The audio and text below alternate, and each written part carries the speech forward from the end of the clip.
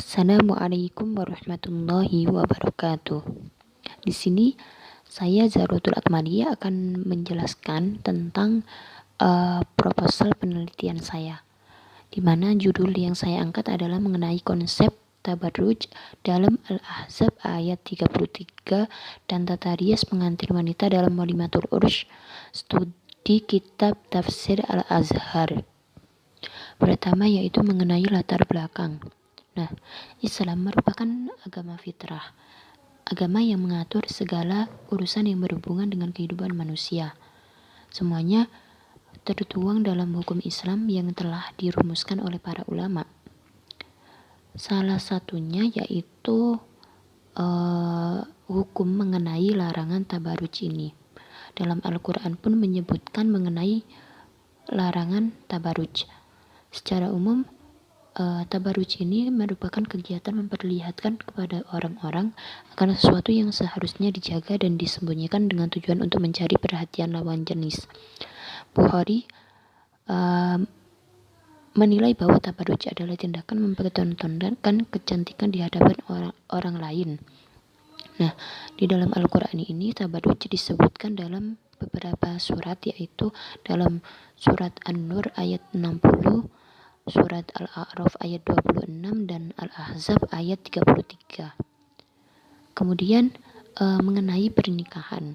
Pernikahan itu juga sudah diatur dalam hukum Islam. Dalam momen penting ini, Islam menyarankan supaya pernikahan itu diumumkan kepada masyarakat sekitar. Nabi pun menganjurkan dan menyebutkan hal ini dalam beberapa hadis beliau. Sehingga kita mengetahui bahwa perayaan itu merupakan sesuatu hal yang penting demi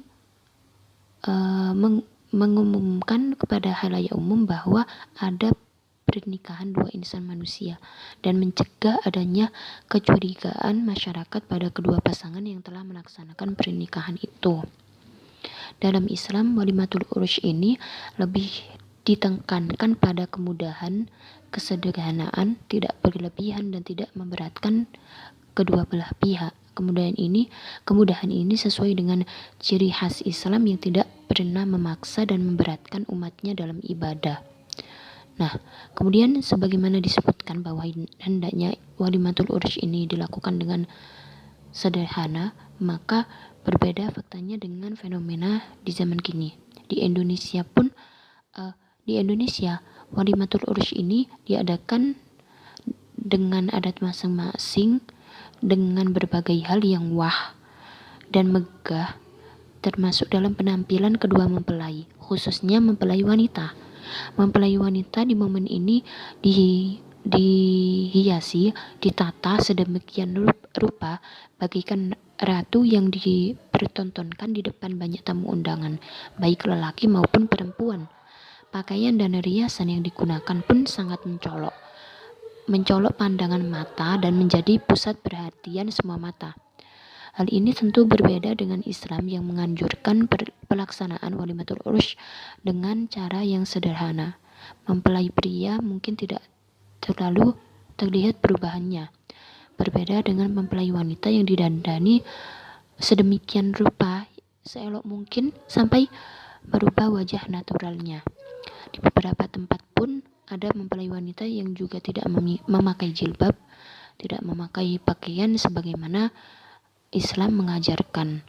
Maka dalam penelitian ini, inilah alasan peneliti untuk mengangkat tema ini, sebab peneliti ingin menelisik bagaimana penampilan mempelai wanita dalam Walimatul Ursh yang masuk dalam tindakan tabarruj dan tidak.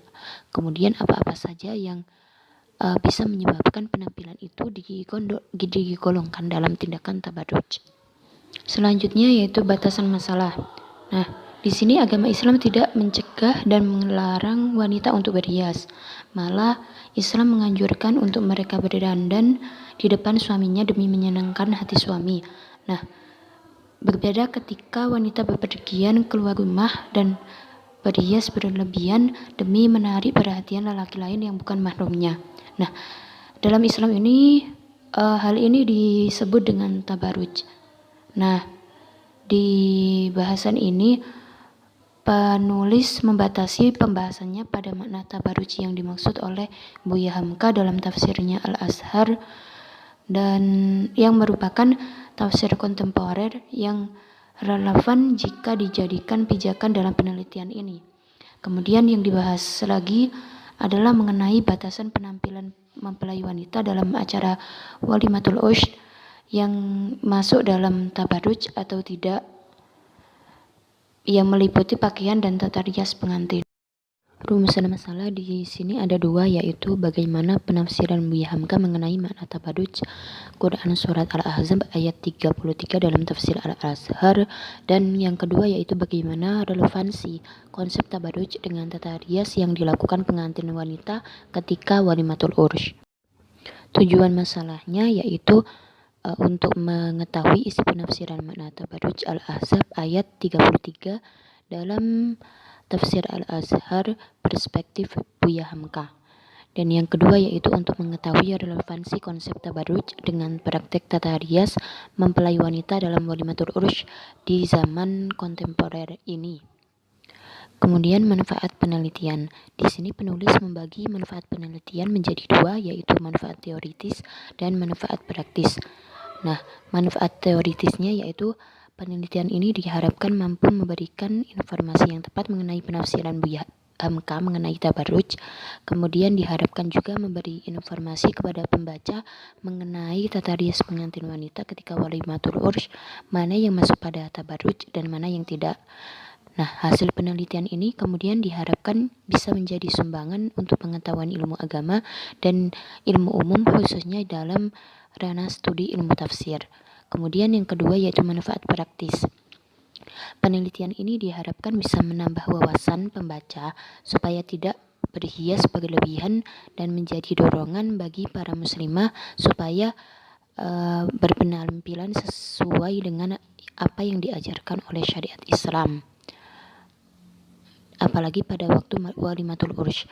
Sebab esensi walimatul ursh ini sejatinya bukan pada penampilan, tetapi pada perayaan sederhana yang menunjukkan adanya pernikahan. Definisi operasional. Judul penelitian ini adalah konsep tabaruj dalam Quran Surat Al-Ahzab ayat 33 dan tata rias pengantin wanita dalam walimatul ursh, studi kitab tafsir Al-Azhar. Supaya penelitian ini tidak menyebabkan kesalahpahaman bagi pembaca, maka peneliti akan sedikit memberikan definisi mengenai judul ini. Nah, yang pertama yaitu tabaruj. Tabaruj adalah sikap menampakkan perhiasan dan kemolekan tubuh yang seharusnya ditutupi sebab dapat mengundang syahwat lelaki. Menurut Ibnu Katsir, tabaruj ini adalah wanita yang keluar dari rumahnya dengan berjalan di hadapan lelaki dengan tujuan untuk mengundang nafsu syahwat mereka. Kemudian selanjutnya itu walimatul ursh. Walimatul ursh ini adalah perayaan yang diadakan untuk merayakan pernikahan kedua pasangan yang telah melaksanakan akad nikah. Ini sebagai salah satu upaya mengumumkan kepada khalayak umum akan adanya pernikahan yang telah dilangsungkan, supaya tidak menimbulkan kecurigaan dan fitnah dari masyarakat. Juga sebagai tanda rasa syukur atas momen bahagia yang terjadi dalam kehidupan seseorang. Nah, menurut Sayyid Sabiq, walimah ini diartikan dengan arti penghimpunan, karena adanya pasangan yang terhimpun. Walimatul ursh adalah hidangan khusus dalam acara pernikahan yang dalam kamus bahasa Arab, walimatul ursh adalah makanan acara pernikahan atau setiap makanan yang disediakan untuk para undangan. Selanjutnya yaitu mengenai tinjauan pustaka. Nah, kajian mengenai konsep tabaruj ini telah dikaji oleh beberapa peneliti sebelumnya, di mana penelitian tersebut menggunakan objek dan pendekatan penelitinya masing-masing sehingga mempunyai poin-poin penting pada setiap kajiannya. Pada kajian pertama yaitu ada kajian dari IAIN Palopo dengan judul Tabarruj dalam Al-Quran, Perspektif Mahasiswi Asrama Putri IAIN Palopo oleh Nurmiyati tahun 2019. Penelitian ini menggunakan metode kualitatif. Nah, yang jadi fokus utamanya yaitu mengenai bagaimana aktivitas mahasiswi penghuni Asrama Putri IAIN Palopo mengenai pemahaman tentang tabarruj dan penerapan hambatan dan solusi mereka mengenai tabarruj itu. Kemudian yang kedua yaitu penelitian IAT UIN Syarif Hidayatullah dengan judul Wanita di Era Kontemporer, Studi Analisa Tafsir Tabarruj dalam Al-Quran yang ditulis oleh Muslim Muhaimin tahun 2018. Penelitian ini adalah penelitian kepustakaan dengan metode deskriptif analisis di mana ayat tabarruj dideskripsikan secara umum kemudian dianalisis oleh peneliti dengan apa yang terjadi di masa ini. Pada penelitian ini pengelolaan datanya dilakukan secara tematik, mengambil dan menafsirkan ayat mengenai tabarruj yang kemudian dihubungkan dengan fenomena eksploitasi wanita di masa kini. Kemudian yang ketiga yaitu kajian IAT UIN Walisongo Semarang dengan judul Makna Tabarruj menurut Quraisy Shihab dalam Tafsir Al-Misbah dan relevansinya di era sekarang. Penelitian ini ditulis oleh Muhammad Nur Asyikh tahun 2018, di mana penelitian ini lebih menitik beratkan pembahasannya pada sisi pemahaman tafsir tentang tabarruj dalam perspektif Quraisy Shihab di tafsir Al-Misbahnya dan juga relevansinya dengan masa sekarang. Kemudian yang keempat yaitu penelitian dari tafsir hadis UIN Sunan Kalijaga dengan judul Hadis-hadis tentang Tabarruj, Studi Ma'ani Al-Hadis. Pada penelitian ini dibahas mengenai hadis-hadis mengenai tabarruj dengan metode Ma'ani Al-Hadis, kemudian dikembangkan dengan analisis mengenai perilaku muslimah yang baik yang sesuai dengan petunjuk Rasulullah. Penelitian ini ditulis oleh Nur Hanifah Al-Huda tahun 2004. Dan yang kelima yaitu penelitian dari Pasca Sarjana UIN Sumatera Utara dengan judul Konsep Tabarruj dalam Hadis. Penelitian ini meneliti tentang hadis tabarruj dan kualitas hadisnya yang kemudian diambil pemahaman hadis dalam kitab Syarh Hadis tentang adab pakaian wanita. Nah, dari semua tinjauan pustaka yang peneliti dapat, secara garis besar memang semua penelitian itu menunjukkan pada bagaimana makna tabarruj dalam Al-Quran atau hadis secara umum. Nah, objek yang penulis pakai dalam penelitian ini adalah kitab Tafsir Al-Azhar karya Buya Hamka yang masuk dalam tafsir kontemporer yang belum dibahas dalam beberapa penelitian sebelumnya mengenai ayat tabarruj ini. Dan ayat yang difokuskan dalam pembahasan ini adalah Quran Surat Al-Ahzab ayat 33 yang kemudian dihubungkan dengan fenomena riasan wanita pada Walimatul Ursh di masa kini, khususnya di Indonesia yang pada penelitian sebelumnya juga belum dibahas. Selanjutnya yaitu kerangka teori. Di sini Islam itu mengatur semua hal yang berhubungan dengan kehidupan manusia, termasuk perlindungan terhadap wanita. Islam di sini melarang adanya tabarruj sebagai upaya perlindungan terhadap wanita. Tabarruj secara umum diartikan dengan berhias, yaitu memperlihatkan keindahan tubuh dan kecantikan wajah. Beberapa ahli menyampaikan deskripsi tentang makna tabarruj dengan arti yang berbeda. Contohnya yaitu Ibnu Katsir berpendapat bahwa tabarruj adalah wanita yang keluar rumah yang berjalan di hadapan lelaki dengan maksud mengundang nafsu syahwat mereka. Kemudian Bukhari menjelaskan bahwa tabarruj adalah tindakan yang memperlihatkan kecantikan wanita di hadapan orang lain.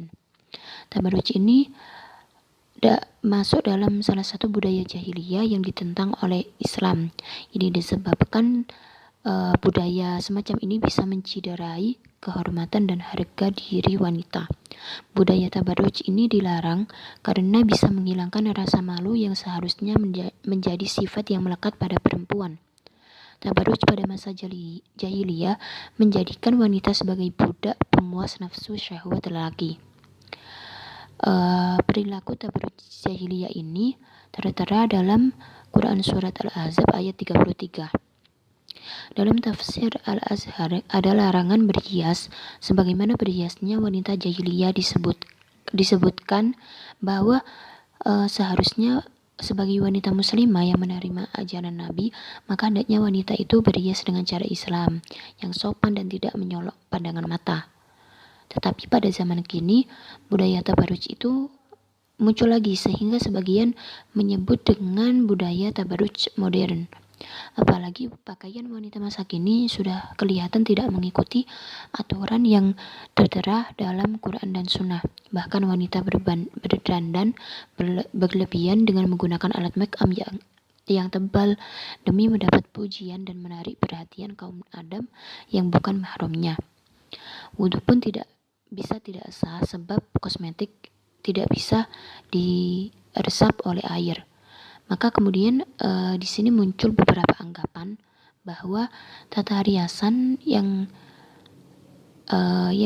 biasa digunakan mempelai wanita dalam walimatul ursh itu masuk pada tindakan tabarruj dengan alasan bahwa secara tidak langsung hal itu bisa menarik perhatian lelaki yang bukan mahramnya, baik itu dalam hal make up maupun pakaian. Maka di sini peneliti berusaha mengungkap bagaimana riasan yang termasuk dalam tabarruj dan tidak. Tentang metode penelitian. Di sini yang pertama yaitu jenis penelitian dan sumber datanya. Penelitian ini masuk pada jenis penelitian kualitatif dengan mendeskripsikan mengenai sebuah hal yang kemudian dianalisis dengan suatu fenomena yang tengah terjadi di masyarakat.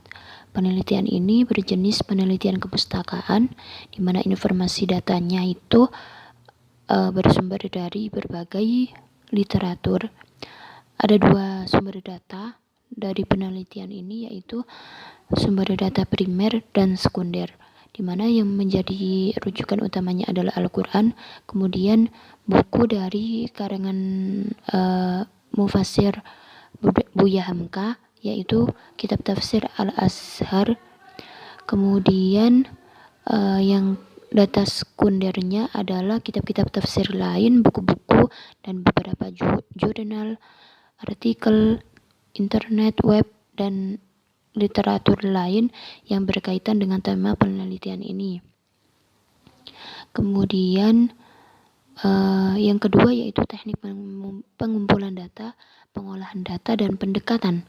Dalam penelitian ini, metode pengumpulan datanya menggunakan metode dokumentasi dengan mencari data mengenai hal-hal yang berkaitan dengan tema ini yang berupa catatan, buku, surat kabar, majalah, dan lain sebagainya yang berhubungan dengan tema ini.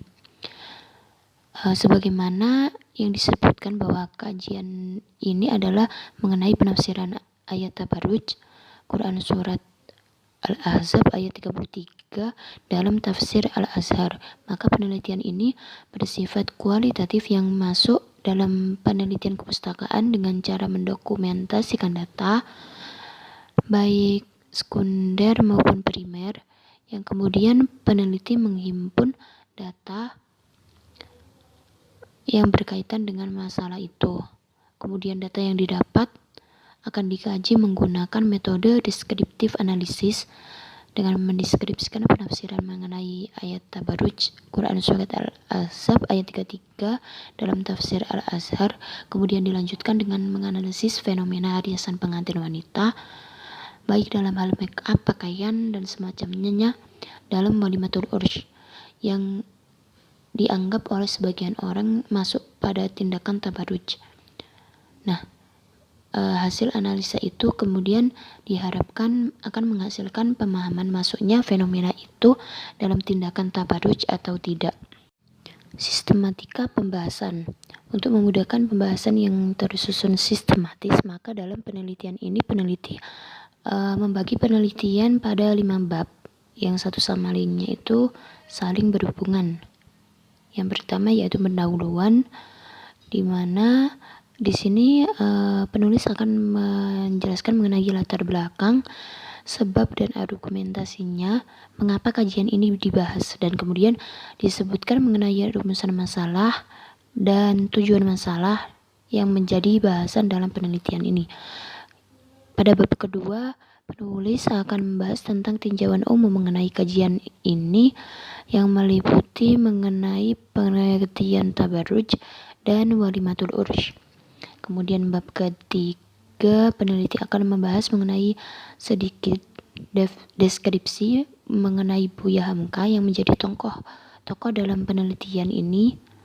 Yang kemudian baru peneliti akan membahas penafsiran beliau dalam tafsir Al-Azharnya mengenai tabarruj Quran surat Al-Ahzab ayat 33 itu.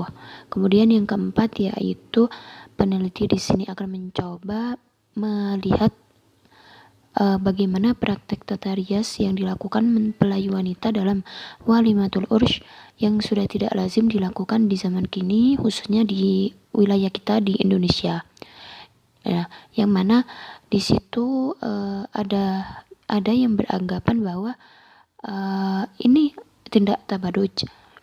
Nah, di sini peneliti akan mengungkap bagaimana tindakan tabarruj dalam tata riasan ini dan bagaimana penampilan pengantin wanita yang masuk pada tabarruj dan tidak. Kemudian yang kelima yaitu mengenai penutup, isinya penutup, di mana peneliti memberi kesimpulan, sedikit ulasan mengenai pembahasan sebelum-sebelumnya. Sekian dari saya, kurang lebihnya saya mohon maaf. Assalamualaikum warahmatullahi wabarakatuh.